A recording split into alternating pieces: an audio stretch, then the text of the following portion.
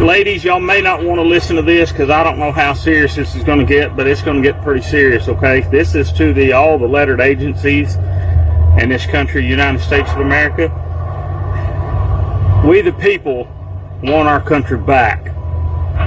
And we're not asking you to give it back. We're telling you we're taking our country back. Oh, you think you're free in this country? Okay. It's an illusion. You wait till your car doesn't start. They shut off the power on you. You can't access your money in your bank account. They are building an electronic cage around you, around your children, their future. All these corrupt politicians are all a part of it. All of them. Every single one. You better have a plan. Things are going to get a lot worse. One of the saddest things about the United States right now is how deeply unaware most American citizens are of what is coming for us in 2027, because we've chosen not to. Everything else is so crazy, and we're all working too hard to get by. What's coming is going to hurt even more than what we're going through right now. You know, if you're not awake yet, there actually might not be any hope for you. Because they put it out there for you. They put it right in front of your face. Every single day, all day long, they put it in your face. It's up to you to choose to actually see it. It's up to you. I quit my job recently, I guess, to add to the voices of Americans who are furious with the way things are going right now. You know, I had a good, cushy government job, made decent money, and I guess I just feel like I can't stand by anymore and watch these people in my country. I feel like we're seeing the last of a dying empire, and the people at the top are trying to squeeze every last bit they can from it and leave nothing for my kids and my grandchildren. And I guess I feel like I can't stand around and let that happen anymore. So, yeah, I'll become self-employed, and I'm going to at least spend part of my time speaking into this camera to see if I can help someone out there, you know, wake up, deprogram, maybe start to look around and, you know, see what's happening, and to be able to kind of, I guess, decode a lot of the bullshit that's going on right now. This right-left paradigm that they've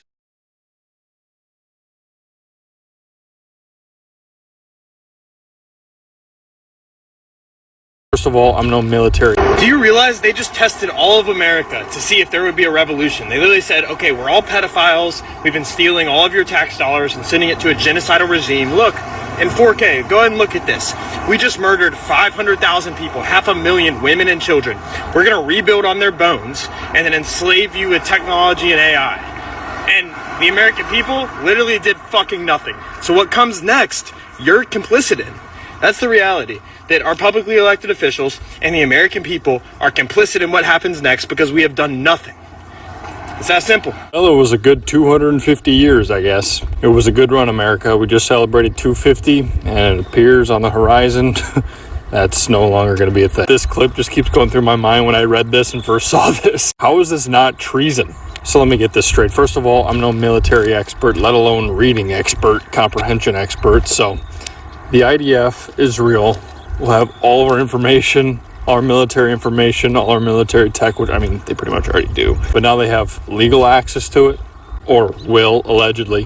Whatever is in those files has to be diabolical. The dog walking continues. The collar around the U.S. neck continues. I feel like if I was a veteran, I'd be pretty upset right now. Again, I can't speak for them.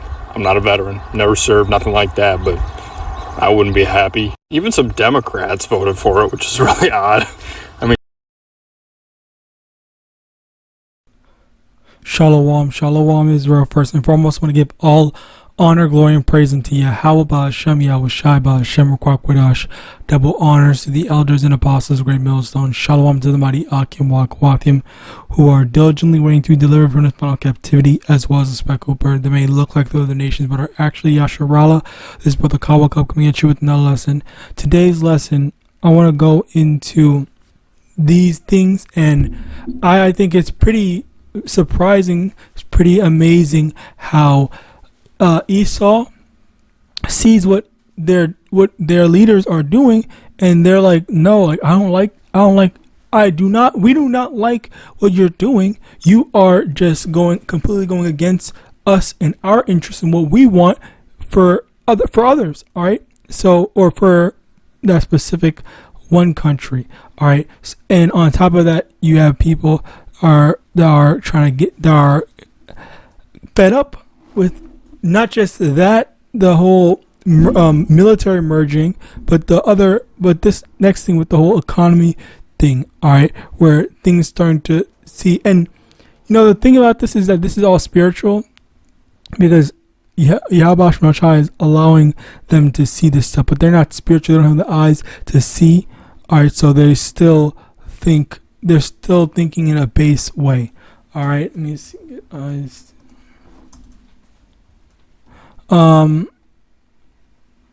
Luke 10:23, and he turned him unto his disciples and said privately, blessed are the eyes which see the things that ye see. Okay, so when the Lord blesses the eyes of his elect to be able to see, the truth, be able to see that, okay, this is all biblical prophecy and signaling the end as well as the return of Yahawashi. But your average person doesn't realize that, doesn't see that.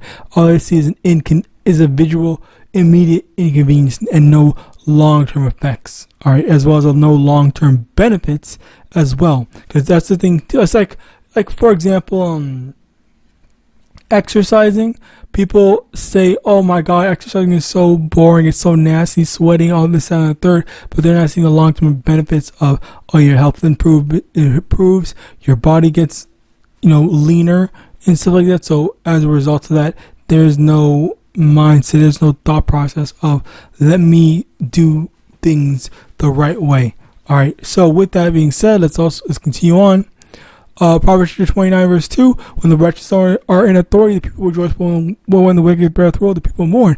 And this is the thing here, where people are mourning from Esau taking Esau's rulership, making decisions that the average American citizen does not approve of. All right, and there was some people. I was watching this video. They were talking about how it is never okay to allow someone to have access to your military, and they've done this before and it failed miserably. So why are they still doing it now? That's basically what she was saying. And as a result of that, people the American citizens are complaining. They do not like what they hear. All right, so Sirach 10 verse 2, and this is the judge of the people as himself, so are his officers, in what manner of man the rule of the city is, such are all they that dwell within. Therein, Slakia verse 3, an unwise king destroyeth his people, but through the prudence of them which are in authority, the city shall be inhabited. So the thing here is that an unwise king destroyed his people, meaning that wicked, evil king, he's destroying his people. We're seeing him destroy his people. We're seeing him set traps and whatever for his own people, not just our people, but his own people as well. And that's the thing. Esau is okay with collateral damage, as in allowing his own people to destroy. Which I always hate that. I think that is called nihilism. Nihilism. Let me actually just check. Nihilism is a philosophical belief that life has no inherent meaning, purpose, or intrinsic value, derived from the Latin nihil, meaning nothing. It asserts that cosmic truths, objective morality, and conventional rules are human constructs rather than built-in features of the universe. So basically, Esau doesn't think that, this life is my brother, my Edomite brother or whatever and stuff like that. So let me actually prevent them from dying, actually prevent them from suffering, whatever. But no, it's just a matter of it's just a random Edomite. We can let him, suffer. But let's primarily focus on targeting the so-called blacks. But as they're doing that, as they're targeting us, they're still willing to let their own people, suffer and die as a result.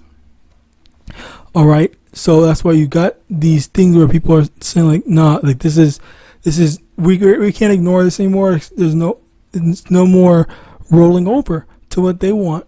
All right, so yeah, Esau, as we read in Sirach 3:10 verse 3, Esau is that unwise king destroying his people.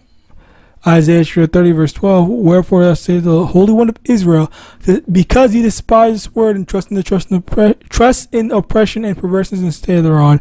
Basically, you have 2/3 as well as Esau Edom, who's trusting in oppression. They think that all stuff is good, all things are going to be fine, everything is whatever, when that's not the case, and that's not what Yahweh permit. All right, so you have people that are comfortable being, I guess, low level minded, as well as not caring about the actions that they do or the grand scheme of things. It's just a matter of, oh, I need my Starbucks, I need my job and all that stuff. When, oh well, what are you gonna do after all that ends? All right, you're not gonna have your job, you're not gonna have any of that. All right, Proverbs 4 verse 16, for they sleep not except they have done mischief, and their sleep is taken away unless they cause them to fall. All right, so this is the thing here where Sakia, that Esau has to do evil, and Esau, if he does not do evil, then he's going to suffer. He's going to get mad. He's going to be frustrated that, okay, man, I didn't get to do this stuff. Like, it is ingrained in my blood for me to want to ruin someone or whatever, so I have to do it. I have to bother someone, and as a result of that, that's where you got this mindset. Slakia, with this lesson is edifying. I want to give all honor, glory, and praise unto Yahawadah, double honor to the elders and apostles, great most son of God, Shalom.